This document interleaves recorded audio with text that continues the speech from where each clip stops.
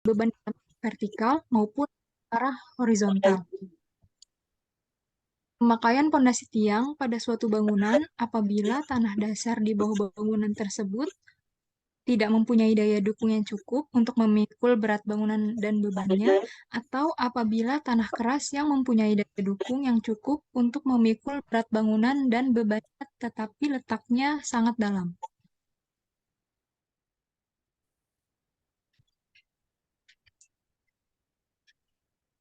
Next. Selanjutnya ada latar belakang, yaitu peranan pondasi yang sangat penting berfungsi untuk meneruskan beban struktur di atasnya ke lapisan tanah di bawahnya yang apabila kekuatan tanah tidak mampu memikul beban pondasi, maka penurunan yang berlebihan atau keruntuhan dari tanah akan terjadi. Hal tersebut akan menyebabkan kerusakan konstruksi yang berada di atas pondasi. Oleh karena itu, dalam perencanaan terlebih dahulu menentukan daya dukung rencana yang harus dicapai oleh setiap tiang dalam menopang beban di atasnya dan biasanya belum dianggap sempurna, sehingga masih perlu dilakukan perhitungan kapasitas dan pengujian pada tiang pondasi sebagai quality assurance bahwa daya dukung tiang pondasi di lapangan memenuhi daya dukung yang direncanakan. Hasil hitungan kapasitas dukung yang didasarkan pada teori mekanika tanah kadang-kadang masih perlu dicek dengan tiang di lapangan untuk meyakinkan hasilnya. Lalu yang setelahnya adalah loading test atau SLT adalah metode pengujian tiang pondasi menggunakan beban statis, artinya beban digunakan tiang, baik itu intensitasnya ataupun arah garis kerjanya. Metode ini juga dapat mengukur ketahanan tiang, sehingga jika ada bagian tiang yang rusak dapat dilakukan perbaikan dengan cepat. Untuk selanjutnya akan dijelaskan oleh Yusri. Baik, terima kasih Sarah atas kesempatannya. Untuk selanjutnya yaitu ada tujuan. Nah, apa sih sebenarnya tujuan dari penulisan dari pemaparan materi kita kali ini? Yaitu untuk mengidentifikasi masalah penurunan pondasi tiang pancang tunggal dan untuk membandingkan beberapa metode yang digunakan pada artikel lainnya dalam penurunan tiang pancang. Selain itu, artikel ini juga dibuat untuk mengetahui bagaimana perbandingan daya dukung pondasi tiang pancang berdasarkan metode statik dan uji beban. Nah, untuk selanjutnya yaitu ada metodologi. Nah, penelitian ini menggunakan metode studi literatur dengan membandingkan beberapa sumber artikel ilmiah tentang penurunan pondasi tiang bor pada bangunan yang telah dibuat. Nah, studi literatur ini menekankan pada referensi atau pustaka yang sekiranya dapat dibuat sebagai acuan peneliti untuk melakukan penelitian. Nah, untuk teknik pengumpulan datanya sendiri yang ditetapkan pada penelitian ini yaitu pengumpulan data artikel dan mencari karakteristik serta perbedaan hasil penelitian. Data yang telah masuk akan dikumpulkan dan dianalisis menggunakan analisis kuantitatif. Baik, selanjutnya akan dilanjutkan oleh rekan saya. Terima kasih.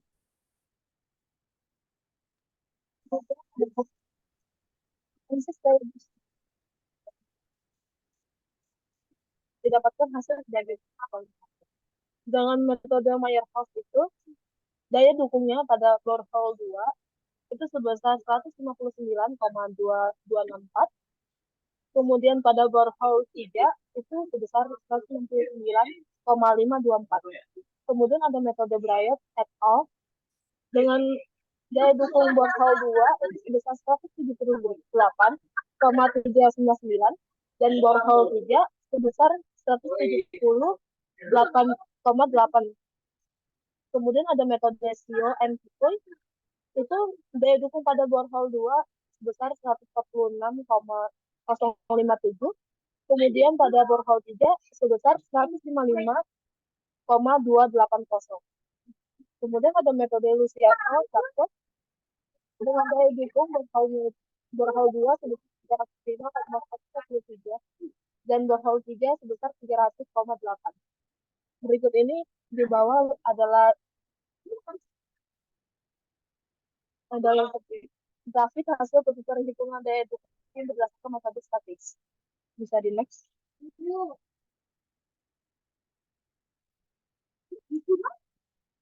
Ya, kemudian berikut ini adalah analisis daya dukung yang panjang tunggal menggunakan metode interpretasi statis loading test atau SLT.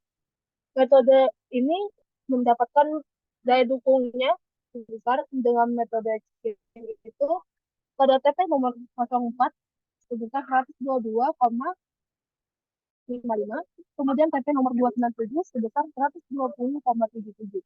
Kemudian ada metode Davison dengan TP nomor 04 sebesar 120 dan kemudian pada TP nomor 297 sebesar 104,5. Kemudian ada metode Mazur dengan TP nomor 04 itu sebesar 132,5 dan TP nomor 297 sebesar 132,30. Dan berikut adalah hasil grafik hasil perhitungan daya dukung berdasarkan data status loading test. Selanjutnya akan dijelaskan oleh. Oke, selanjutnya di sini terdapat hasil dari perbandingan antara hasil perhitungan daya dukung ultimate menggunakan metode statik terhadap hasil daya dukung ultimate tiang, pengujian static loading test atau SLT, file driving analyze atau PDA, dan analisa program ChapWap pada TP nomor 4, TP nomor 89 dapat dilihat pada tabel 4 berikut. Kemudian untuk tabel 5 ini merupakan hasil rasio daya dukung ultimate antara metode statik terhadap hasil uji beban pada TP nomor 297 atau TP nomor 16 BH3. Berikut hasil-hasil yang didapatkan. Kemudian berdasarkan perbandingan antara hasil perhitungan daya dukung ultimate menggunakan metode statik terhadap hasil daya dukung ultimate tiang, pengujian static loading test atau SLT, PDA, dan program ChapWap pada TP nomor 4, TP nomor 89 BH2, dan TP nomor 297, TP nomor 16 BH3, maka diketahui metode statik yang paling mendekati dengan hasil pengujian SLT, PDA, dan program ChapWap, yaitu metode Shio dan Fukui. Kemudian selanjutnya ada analisis penurunan tiang panjang tunggal. Berikut hasilnya. Salah satu metode yang digunakan untuk menghitung penurunan pada pondasi tiang tunggal adalah menggunakan metode empiris Vesic 1970. Kemudian selanjutnya ada hasil dan pembahasan berdasarkan perbandingan antara hasil perhitungan penurunan S menggunakan metode Vesic 1970 berdasarkan daya dukung ultimate pada metode statik terhadap hasil daya dukung ultimate tiang, pengujian SLT dan program ChapWap pada TP nomor 297 TP nomor 16 dan TP nomor 297 TP nomor 16, maka diketahui ada metode pengujian yang paling mendekati dengan hasil pengujian SLT dan program ChapWap, yaitu metode Luciano-Dicort 1987. Kemudian untuk analisis perbandingan hasil penurunan tiang panjang tunggal antara metode statik dan uji beban didapatkan hasil seperti berikut.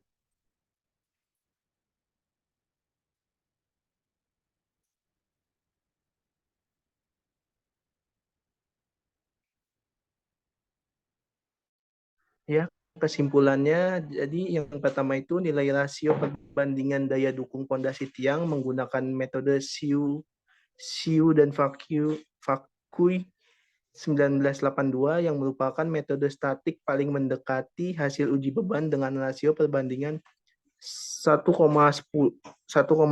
pada TP nomor 04 garis miring TP nomor 89 BH2 dan rasio perbandingan 1,17 pada TP nomor 297 garis miring TP nomor 16 BH3. Dan yang kedua, nilai rasio perbandingan penurunan pondasi tiang menggunakan metode Luciano-Dicort 1987 merupakan metode statik paling mendekati hasil uji beban dengan rasio perbandingan 1108 terhadap hasil analisa program CEPWAP pada TP nomor 04 TP nomor 82 BH2 dan rasio perbandingan 105 terhadap hasil pengujian static loading test SLT pada TP nomor 297 TP nomor 16 BH.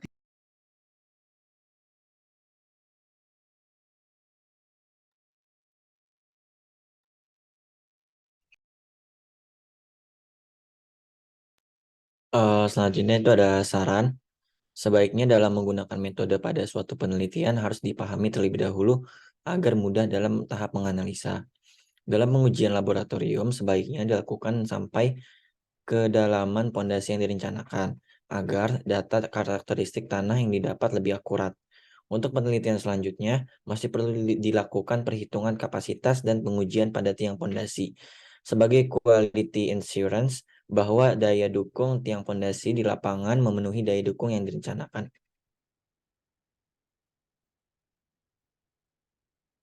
Berikut ada dasar pustakanya. Sekian dari kelompok kami. Jika ada pertanyaan boleh langsung diajukan. Terima kasih.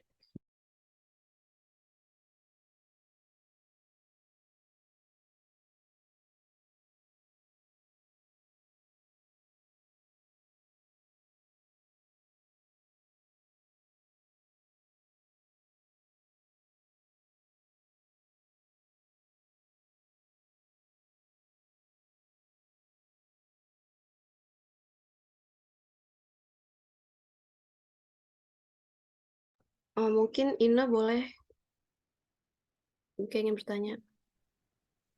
Ya baik, terima kasih kelompok. Ya baik, izin bertanya.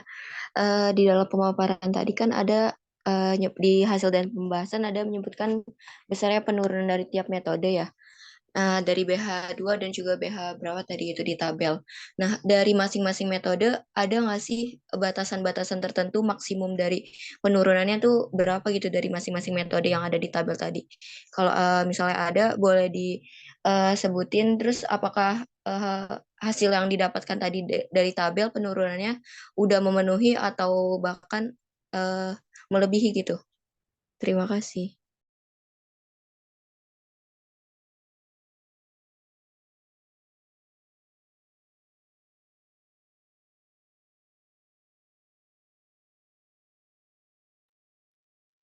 Baik, terima kasih Ina atas pertanyaannya. Mungkin di sini saya minta izin dulu ya untuk menjawab pertanyaan dari Fitri. Apakah boleh Ina? Iya, iya. Baik, terima kasih. Baik, untuk jawaban dari pertanyaan Fitri sendiri, dari beberapa metode yang sudah dipaparkan, menurut kelompok 4, metode mana yang paling efektif?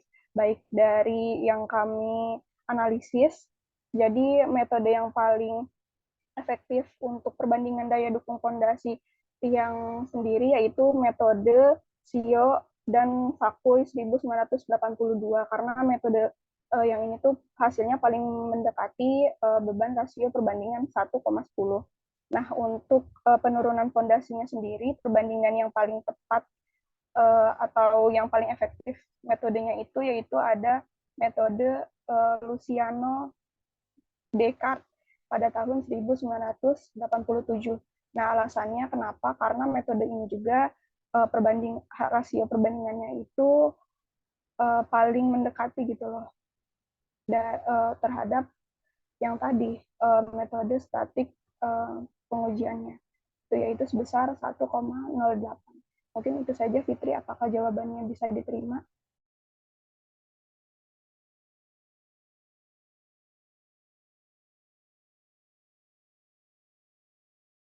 Baik, terima kasih Fitri.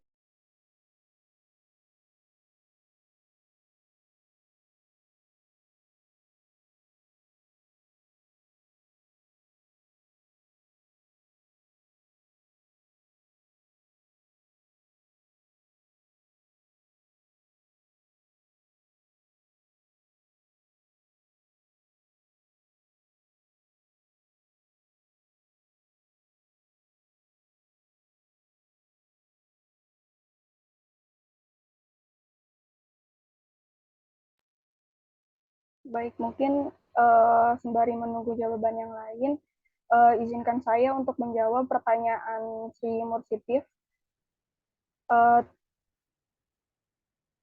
Apa yang dimaksud dengan metode uji beban? Nah, menurut kelompok kami, uji beban sendiri yaitu sebuah metode yang digunakan dalam pemeriksaan terhadap sejumlah beban yang dapat didukung oleh suatu struktur pondasi tiang. Nah, kenapa sih kita memerlukan uji beban? Karena untuk membuktikan ya seberapa besar akurasi perhitungan desain kapasitas daya dukung tiang di lapangan. Mungkin itu saja yang bisa kami jawab. Apakah bisa diterima, Sri Musitif?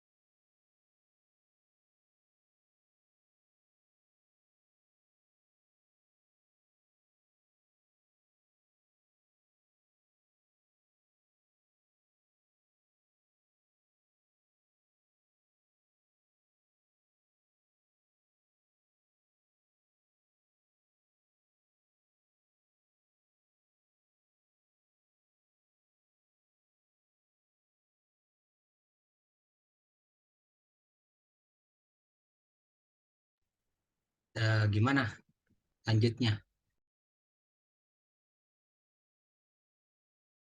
Kami masih mencari jawabannya Bapak dari pertanyaan Bapak dan juga ini.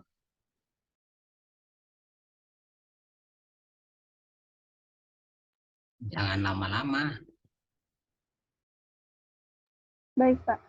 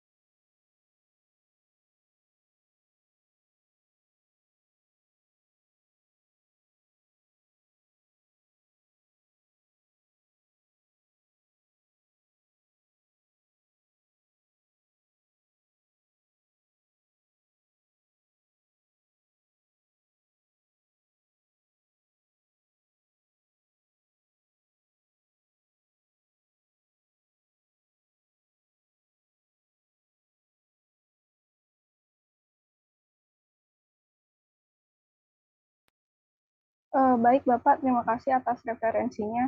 Namun mohon maaf Bapak untuk pertanyaan ini, tadi kami sudah berembuk di grup kami belum menemukan jawabannya yang tepat, Bapak. Oke, nggak apa-apa. Jadi saya bukan menguji, tapi yang penting itu kan yang kemarin saya jelaskan. Jadi asbabulnya itu harus jelas. Jadi kalau kita membaca sebuah kajian, kita telusurin kalau dia menggunakan Luciano de Code, benar nggak Luciano de Code ya. Jadi kalau misalkan parawinya siapa nih gitu kan. Nah, kita telusurin nih di perusahaan Azhar atau perusahaan Britannica atau perusahaan apa gitu kan. Nah, kalau The Code itu dia bedanya dengan Meyerhoff. Kalau Meyerhoff dia menggunakan rata-rata di 10 di atas sama 4 di bawah ujung tiang. Kalau The Code Luciano dia menggunakan 4 ya. Dengan menggunakan 4 rata-ratanya itu di ujung atas dan di bawah tiang. Nah, itu bedanya. Nah, kemudian di dalam jadi angkanya memang jauh lebih lebih umumnya kalau di ujung itu dia mendekati nilai-nilai di SPT dekat interface gitu. Tapi harusnya setelah selesai baru saya jelaskan ya. Jadi gitu, tapi persisnya sih di buku Proceeding Simposium Eropa ya tahun 1982 itu. Luciano de Code itu publikasi pertamanya begitu. Tadi saya cari filenya belum ketemu sih Luciano de Code, tapi seingat saya di tahun 82 gitu. Gitu, Mbak Kori. Silakan lanjut. Baik, Bapak. Terima kasih atas referensi dan pemberitahuannya.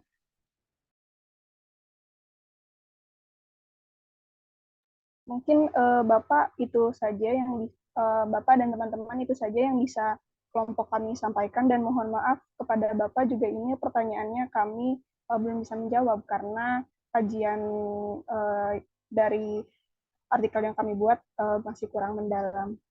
Akhir kata, wassalamualaikum warahmatullahi wabarakatuh. Terima kasih. Waalaikumsalam. Warahmatullahi wabarakatuh. Terima kasih.